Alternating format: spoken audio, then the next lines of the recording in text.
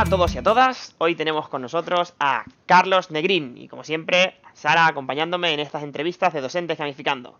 Recordad que progresivamente cada semana vamos subiendo contenido, los jueves una semana sí, una semana no, tenemos los jueves con Geniali, con los dos Franciscos y entre medio pues algún webinar, consejos o diferentes cosas que nos vais pidiendo.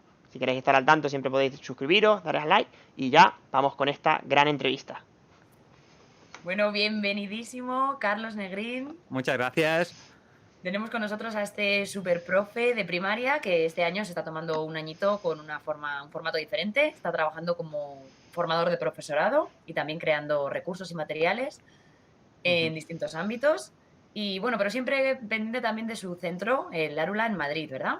Sí, así es. Y nada, y la verdad es que con ganas de volver al aula porque sí que es verdad que la echas de menos. Al final, cuando llevas tantos años vinculado a la clase, cuando te alejas de ella te falta casi, no os diría que lo más importante, pero sí que una de las tres cosas más importantes que tienes. Entonces ya es inevitable preguntarte, ¿tú por qué eres docente? Pues fíjate, la verdad es que casi un poco por casualidad, porque yo salí rebotado del colegio, siempre he sido un estudiante, pues bueno, no he sido el mejor estudiante, salí del colegio muy desmotivado y entré en la universidad con una nota, sin la nota de acceso para la carrera que yo quería hacer de joven, que era la de veterinaria. Y Ujú. pues como a muchos nos ha pasado, empecé estudiando química, no me motivaba, seguí estudiando económicas varios años, tampoco me terminó de motivar, combinándolo con trabajos y demás. Y durante pues 6 7 años estuve combinando un poco de estudio con trabajos eventuales y los veranos sí que trabajaba como monitor de un grupo de montaña. Y la verdad es que eso me gustaba mucho y se me daba muy bien. Y la verdad es que al final todos los años circulaban alrededor del campamento de verano, ¿no? Y como mi mejor amigo y mi hermano son maestros, pues me chincharon un poco también con la idea de que a lo mejor se me podía dar bien. Y ya pues con 26 años casi ingresé en la universidad para estudiar magisterio y nada más entrar, Qué desde el gran primer momento que acierto. entré sí, desde el primer momento que entré en clase, la verdad es que me enamoró. También un poquito porque como no fui un gran estudiante, sí que es verdad que creo que he tratado siempre de ser el profesor Que nunca que, tuvo, que ¿no? nunca tuve, claro. Entonces creo que en ese sentido sí que es verdad que se me ha dado mucho mejor Bueno, todo esto de ser maestro. muchas veces siempre se habla, ¿no? De ser el profesor que te gustaría haber tenido o que te gustaría que tus hijos o tus hijas tuviesen, ¿no? ¿Y te ves Sin duda. ejerciendo de docente durante toda tu vida? ¿O en algún Pues momento ves un cambio? Pues mira, ahora mismo te diría que sí, y más después de este año, porque sí que es verdad que este año también di un paso atrás de clase para coger un poco de perspectiva, pero sí que es verdad que he hecho mucho de menos el aula. Sin embargo, no te lo sé decir porque eh, creo que dentro del aula hay una cosa fundamental que es la energía que tienes, que transmites, y sí que es verdad que, bueno, me quedan todavía 25 años por delante y no me gustaría terminar como un profe sentado. O sea, yo, por ejemplo, soy un profe que jamás se sienta en la mesa del profesor. Para que os hagáis una idea, en mi clase no hay ni mesa del profesor. Es un mueble que está en una esquina y la silla muchas veces ni está. Si tengo sillas para que cuando entran mis especialistas. Entonces, lo que Eso sí no que no me suena. gustaría, sí, lo que sí que no me gustaría es terminar con X años y sentado en mi mesa del profesor, mirando a mis alumnos por encima de mi ordenador y tal.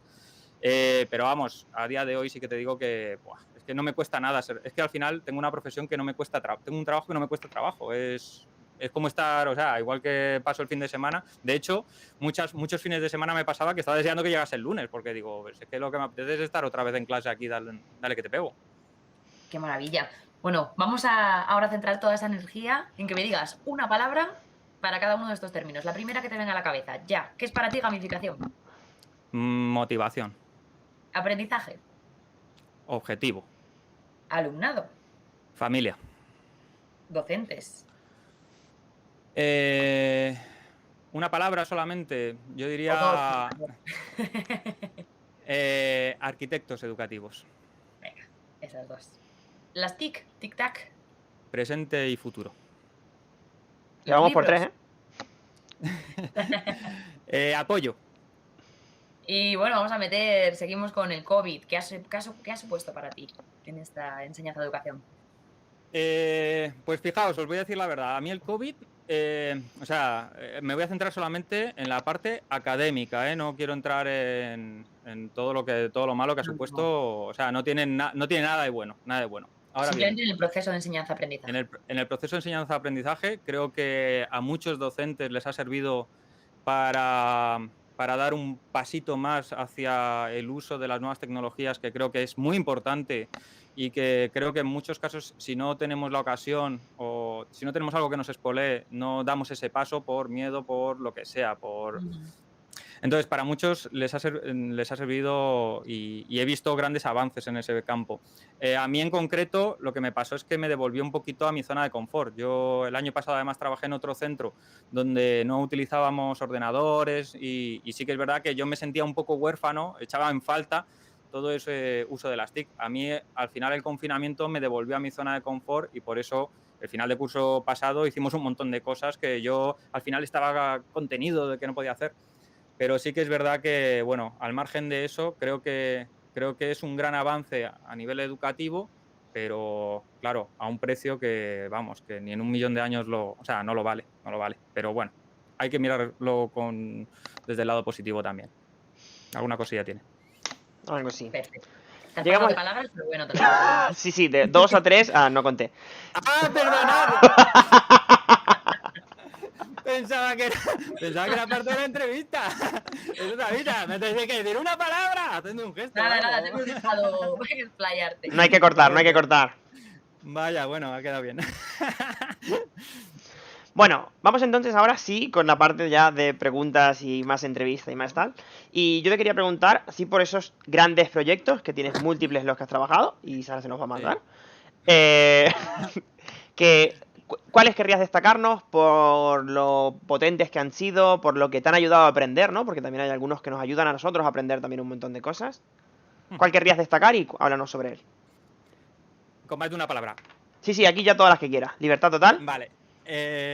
Bueno, pues nada, yo en mi canal de YouTube tengo explicado el proyecto de gamificación así principal que he llevado a cabo durante muchos años en mi anterior centro, no, en el anterior, que es un proyecto cimentado sobre una narrativa de fantasía épica. Al final era una gamificación pues al final completa, ¿no? O sea, contenía todos los elementos que muchas veces en años anteriores no conseguía agrupar.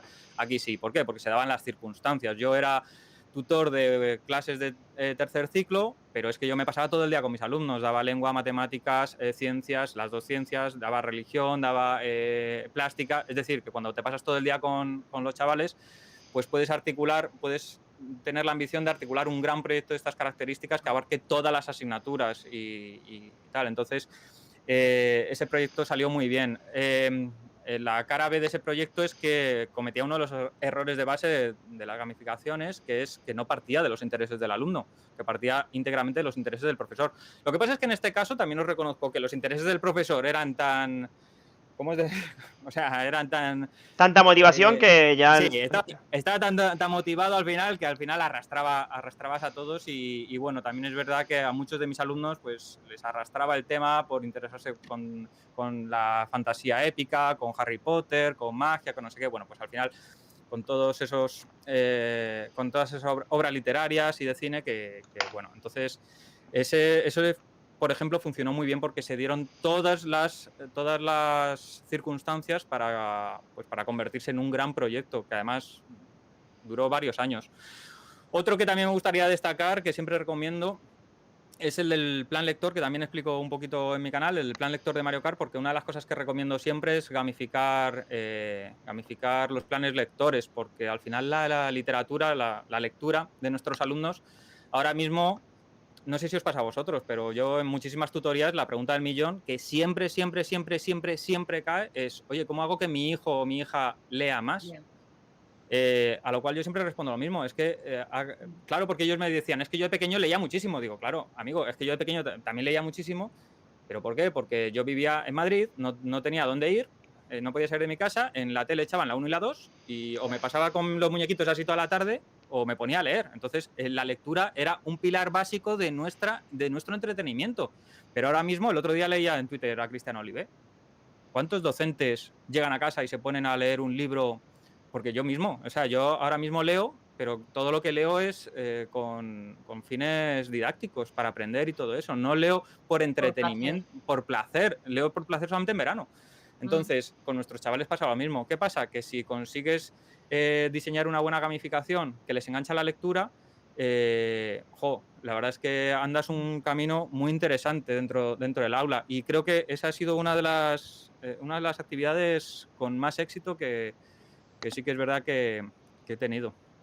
Y luego nada, diferentes proyectos. El año pasado, por ejemplo, sacamos pequeñas gamificaciones como Pixar Match, para gamificar también la parte de cálculo y resolución de problemas, que para algunos chavales se les hace un poco hueso. La verdad es que todos los años hacemos alguna cosita, pero la más gorda sí es la de fantasía épica, porque se dan todos los ingredientes que no siempre tenemos. No sé si os pasa a vosotros, pero que no siempre se dan todos los ingredientes para aplicar esta metodología en clase. ¿Consideras, yo tengo una duda para ti, ¿tú consideras que la narrativa es parte fundamental de la gamificación? Imprescindible. O sea, es imprescindible para una... Al final, o sea, vamos a ver. Teniendo en cuenta que la gamificación es coger elementos del juego y llevarlos a entornos no lúdicos, hay muchos videojuegos que tampoco tienen una narrativa tal, pero sí que es verdad que si quieres hacer un proyecto completo, un proyecto redondo, sí que es verdad que dejar apartada la narrativa, pues bueno, es un sacrificio, pero ojo, siempre se pueden hacer actividades que estén a medio camino, y también depende mucho de lo cómodo que se sienta el docente, porque hay muchas personas que dicen... O sea, es que volvemos a ver siempre. No sé también qué opinión tenéis al respecto, pero tampoco creo que la gamificación esté hecho para todos los perfiles.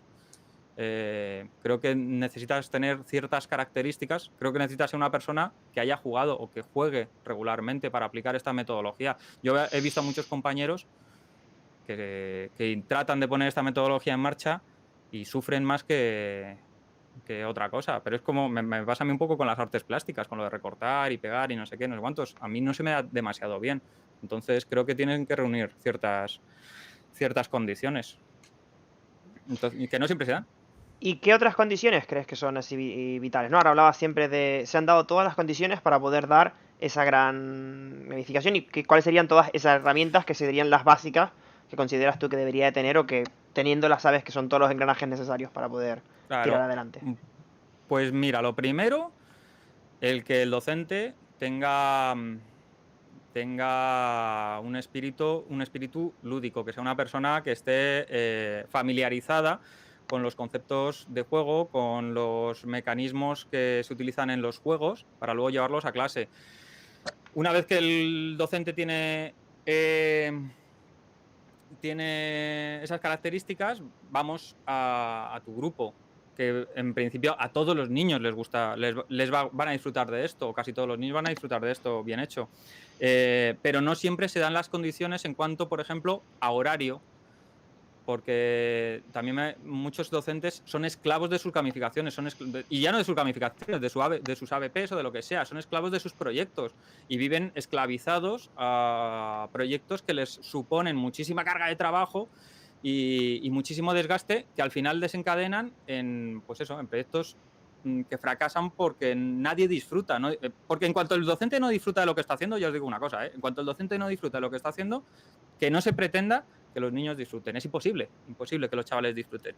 Entonces, esa es otra característica que se tiene que cumplir, que en cuanto a horarios y distribución de grupos y todo eso, se pueda hacer algo chulo. Luego, el tema de compañeros, pues lo mismo. Muchas veces, ¿cuántas veces no habéis escuchado a compañeros y compañeras que en su grupo en su claustro no se daban las condiciones adecuadas para poner en marcha este tipo de proyectos, y que al final se convertían más en un lastre para sus relaciones sociales con el resto de compañeros que realmente con algo bueno para su clase? Creo que se tienen que dar muchos ingredientes. Los equipos directivos, por ejemplo, creo que también desde la parte de dirección se debe apoyar este tipo de proyectos, y no siempre se apoyan adecuadamente. Siempre en muchos equipos directivos van con un pie en el freno para que este tipo de cosas, pues bueno, salgan adelante, pero siempre pero con mucho cuidado, ¿no? Bueno, pero es que...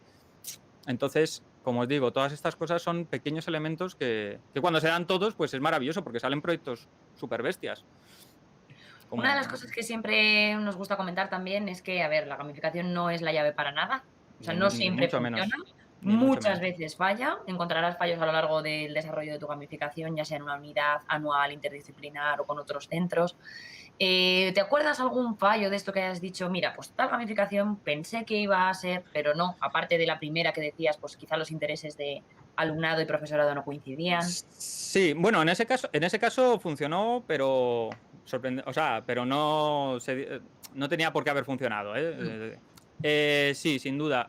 Bueno, lo primero, recalcar eso que acabas de decir de que la gamificación no es una varita mágica. Es decir, pero lo que sí que es una varita mágica es dominar como profesores, que dominéis cuantas más herramientas, cuantos más recursos, cuantas más metodologías dominéis, mucho mejor, porque así más o menos un poquito de aquí, otro poquito de allí, os vais a poder ir adaptando a las necesidades de vuestro aula, y las necesidades de vuestro aula además van a cambiar de un año a otro. Es más, van a cambiar de una semana a otra. O sea, que es sin duda. que cuantos más recursos tengáis y más versátiles seáis, mucho mejor. Sin duda, la gamificación no es la llave de nada, igual que el flip learning no es la llave de nada, ni nada. Entonces, dicho esto, experiencias que hayan salido mal. Sí, mis primeros años, por ejemplo, cuando yo conocí ClassDojo, mis gamificaciones, bueno, yo la llamaba así, pero no eran PBLs.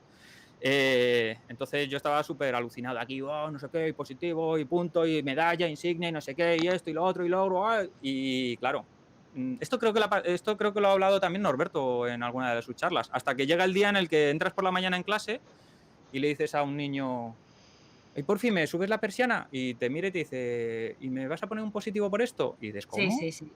Y es ahí cuando te marchas a tu casa y dices, Dios mío, ¿qué está pasando? ¿Qué estoy haciendo? Y bueno, entonces mis dos primeros años, fíjate, hablábamos antes de narrativa, antes de incluir el tema de la narrativa dentro del aula, mis dos primeros años que yo llamaba gamificación, sí que es verdad que eran PBLs mondos y lirondos y al final, pues en algunos, o sea, sí que es verdad que tenían sus cosillas buenas, pero no considero que fuesen experiencias positivas en conjunto, ¿eh? O sea, Pero sin duda ten- un aprendizaje. Al final aprendes sí, tú como docente de esa autoevaluación y claro, justo le estás dando en el clavo, Sara. Ves dónde has fallado y dices, bueno, sobre esto hay cosas buenas que las tengo que mantener y otras cosas sobre las que tengo que construir eso otras. es. Entonces, de eso se trata. Y no rendirte al final, porque hay mucha gente que por ejemplo, ante esta situación le pone la cruz a una metodología y, como os digo, se llame gamificación, se llame flip learning, se llame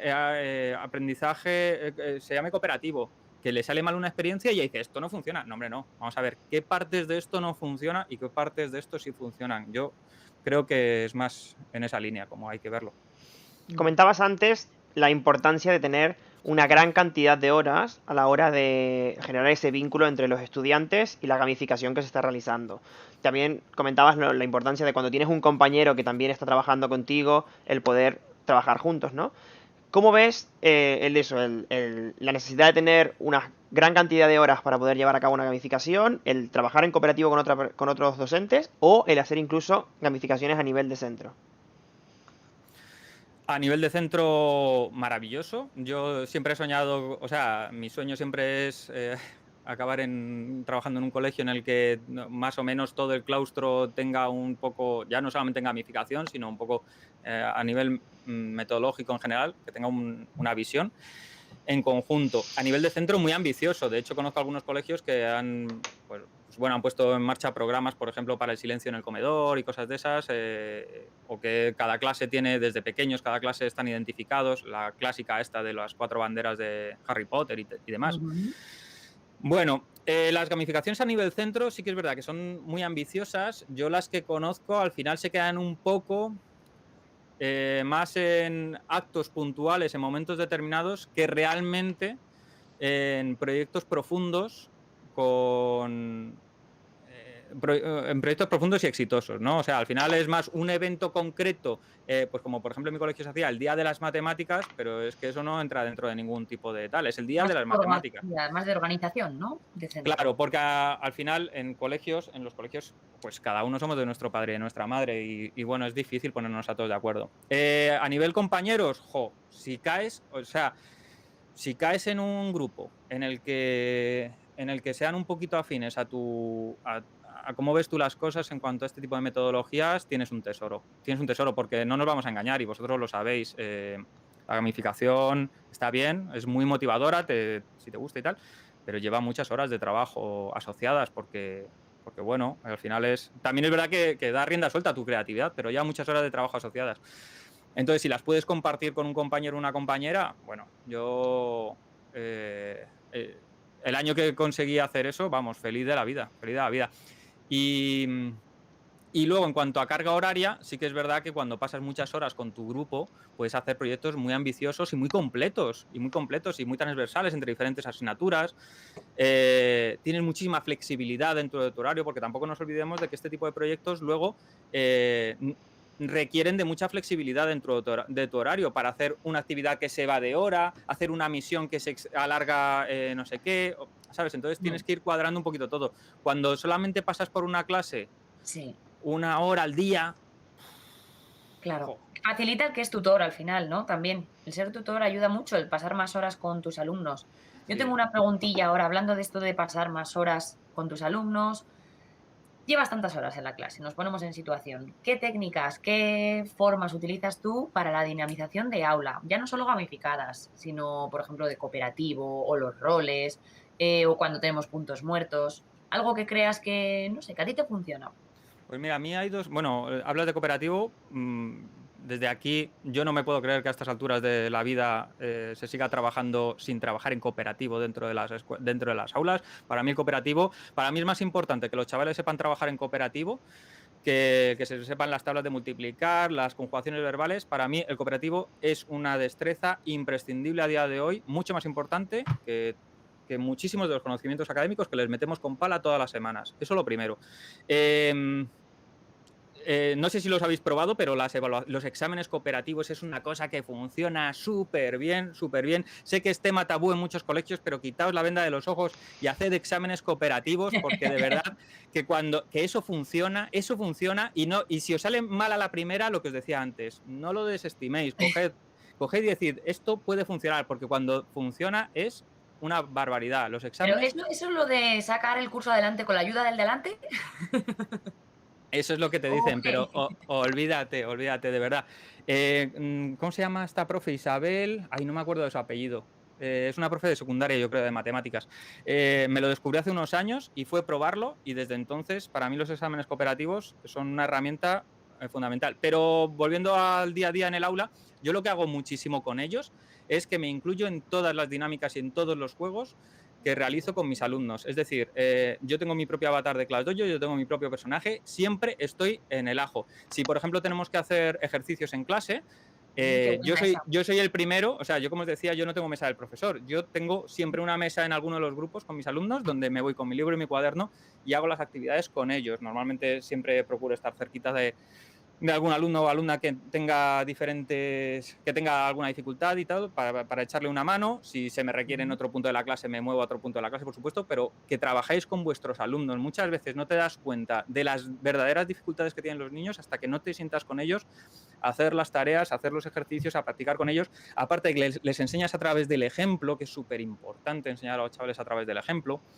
Y luego otra cosa que me funciona a mí súper bien es el tema de las tutorías interpares, que nosotros lo llamamos el programa de paladines y eso funciona súper bien. También en mi canal también hay un vídeo donde más o menos lo explico Ujú. y es que permitáis a los chavales que se busquen dentro del aula un compañero o compañera ¿Un que tutor? tenga un tutor, sí, un O tutor tutor. donde que se ayuden entre ellos y, bueno, es que es un poquito complejo de desarrollar, pero vamos, sí, las tutorías interpares funcionan súper, súper, súper Ujú. bien. Y también es otra cosa que los profes son muy reticentes a hacer y no lo entiendo.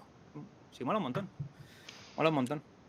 Anotamos todos estos truquitos seguro para indagar sobre ellos en tu canal de YouTube, que es oro puro, para el que no lo conozca, que se Bueno, pase por allí, Carlos Negrín, porque os va a meter un chute de energía y de entusiasmo que seguro que nada, os va a llenar. energía sí. Y mucha energía en clase, mucha energía en clase. Lo que hablábamos antes de que si me jubilaré yo dando clase. Hay que entrar siempre todos los días a clase a tope, a tope.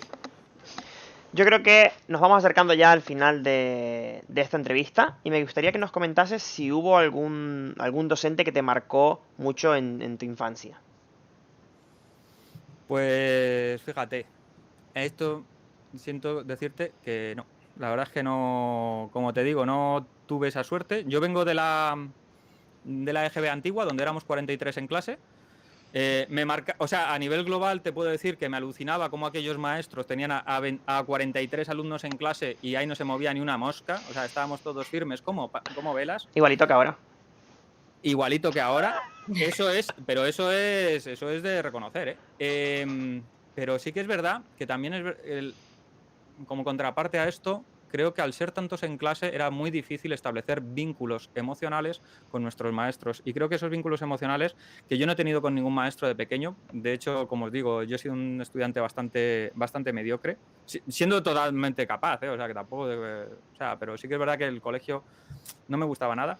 Y es una pena porque al final creo que esos vínculos emocionales con tus maestros son los que de verdad en el tiempo te llevan a... Me hubiese gustado tenerlos para poder ahora decirte, bueno, pues mira, fulanito, menganito, pero realmente yo no recuerdo mi época estudiantil como tener así una gran referencia. Bueno, Una Pero pena. es que se dice que el hay un silencio punto de también es eso. una manera de comunicar, ¿no? Y la falta de un referente también es la que te hizo a ti potenciarte y... Sí, porque como te digo, siempre tengo presente eso y no se me olvida nunca. Como maestro, jamás se me olvida decir, jope. O sea, cuando mis alumnos sacan malas calificaciones, siempre me miro a mí el primero y cuando mis alumnos se portan mal en clase, siempre pienso, ¿realmente mi sesión está siendo lo suficientemente interesante? Estoy despertando, les tengo lo suficientemente motivados como para que... Yo sé que esto es un poco... ¿Cómo se dice esto de que no, antipopular? No, ¿cómo es? Bueno, da igual. Esto es un poco impopular, pero sí que es verdad que yo me miro mucho el ombligo en mi día a día siendo docente. Qué importante la autoevaluación.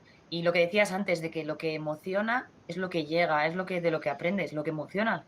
Es que al final los Sí, sí, niños, sí. tú cuando echas la vuelta atrás, te acuerdas de aquello con lo que mejor te lo pasaste, aquello con lo que te divertías con fulanito que tenías al lado y qué risas os pegasteis. O sea, es aquello que llega a emocionarte lo que realmente queda, ¿no? Y ese pozo que queda. Yo Sí. creo que al final esas malas experiencias que tuviste ya no solo te han ayudado a ser el profe que quisiste ser, sino que también te dan las bases al final de esa educación que quieres promover. Pero bueno, vamos a pensar en los nuevos profes que, oye, que sí que tienen claro que quieren ser profe, porque tú nos has dicho ya, voy a saltar la pregunta de que qué serías, porque nos has dado pinceladas antes de lo que empezaste a estudiar, ¿no? La economía, por un lado. Entonces vamos a Sí. saltar a la siguiente, que sería, pues, ¿qué consejos darías a futuros docentes que están empezando, quizá en sus prácticas, estén aprendiendo un poco en la universidad o en sus prácticas en centros escolares? Pues les diría que tengan súper claro, súper claro dónde se van a meter, que es un trabajo súper bonito, pero súper importante, que realmente se impacta en nuestros alumnos profundamente a largo plazo, que se preparen para ser un ejemplo todos los días de su vida, que ser maestro... Yo he trabajado, por ejemplo, vendiendo también en una tienda y cuando salía de la tienda dejaba de ser vendedor, pero cuando yo salgo del colegio sigo siendo maestro y cuando estoy en el Mercadona comprando sigo siendo el maestro y cuando estoy en tal sigo siendo maestro y que os preparéis para ser ejemplo todos los días y a todas horas, que es una gran responsabilidad y que si estáis preparados y listos para todo eso, desde luego habéis escogido la mejor profesión del mundo, porque en ninguna te van a pagar todos los días con cariño, con amor, además Sin duda. desinteresado totalmente y con respeto. Pero eso sí, si no lo tenéis claro, la cara B de esta moneda es muy fea. Y yo conozco a muchos compañeros pues que bueno, que no disfrutan de esta profesión precisamente por eso, porque no... Entonces, que lo tengáis súper claro, Y que nunca es tarde... Mira, creo que lo decía Óscar Recio en su entrevista, que no es tarde nunca para dejarlo y coger otra cosa. Pero que si lo tenéis claro, que adelante, porque cada día es diferente y es una maravilla esta profesión en ese sentido. Has Totalmente de comentado, acuerdo. has comentado todas las partes grandiosas que tiene la profesión del docente, pero también hay veces que nos encontramos con limitaciones, a veces muchísimo papeleo que tenemos que hacer. ¿Qué Sí. limitaciones te encuentras tú a la hora de impartir clases? Del Eh, ámbito que quieras, del tipo que quieras. sí. Bueno, el tema del papeleo, lo que pasa es que yo siempre he sido O sea, nunca se me ha dado especialmente mal, pero sí es verdad que hay... lo peor, ¿sabes? De esto del papeleo, que depende del centro. Que hay centros que tienen mucho... Esto no debería ser así, porque no entra en la cabeza de nadie. Que en algunos centros sea muchísimo papeleo y en otros centros apenas sea papeleo. Vamos a ver, entonces, ¿qué estamos haciendo mal? Claro. Entonces, os vais a encontrar con ¿Dónde centros en van los esos que... papeles? ¿Dónde van esos papeles? Claro, os vais a encontrar con centros en los que la burocracia va a matar vuestra creatividad. Eso lo primero, porque cuando tú tienes que dedicar X horas a la burocracia, esas horas desde luego no las vas a invertir en crear actividades y en generar contenidos, no, ni mucho menos.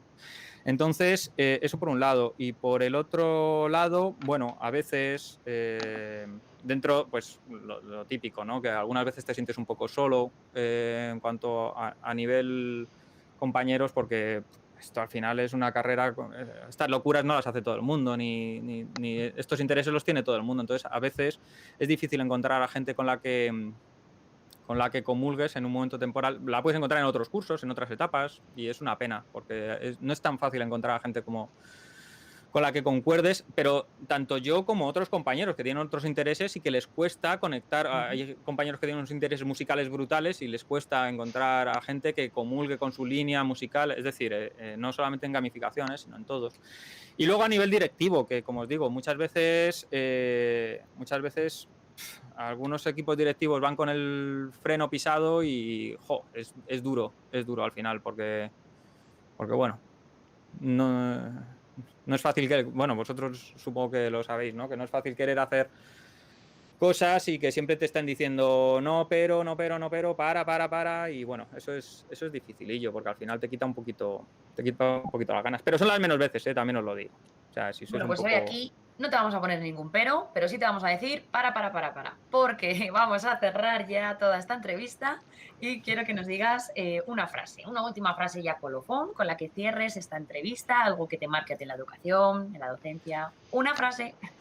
Una frase. Bueno, pues una que les repito bastante a mis alumnos, y es que el conocimiento y la habilidad suman, es un clásico, pero la actitud multiplica, y que el esfuerzo nunca es negociable, y que tienes que poner actitud y esfuerzo, que luego las cosas te saldrán mejor o peor, pero si tienes actitud y pones esfuerzo, de verdad, el resto del camino es muchísimo más sencillo. Yo es algo que siempre les digo a mis alumnos, y que bueno, me gusta mucho esa frase. Pues sí, la anotamos.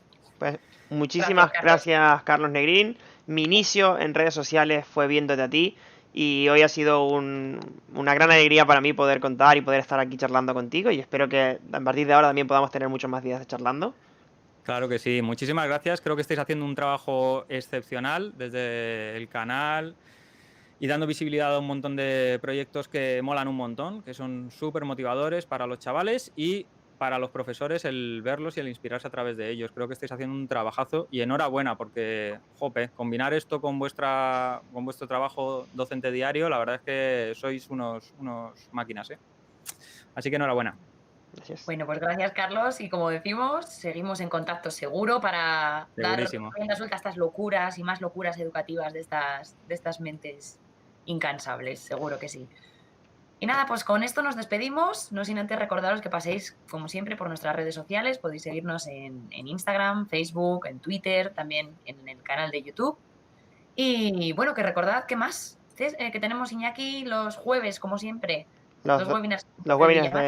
Y luego entre miércoles y jueves, entre semanas, pues esos webinars. Recordad que dentro de los comentarios podéis dejar también otras personas a las que queráis que entrevistemos, o podéis decirles que directamente contacten con nosotros, o si queréis presentar vuestros webinars, presentar vuestros proyectos. La idea de Docente Gamificando es precisamente dar esta apertura para compartir, Exacto. Así que nada, con esto nos despedimos. Hasta luego. Gracias.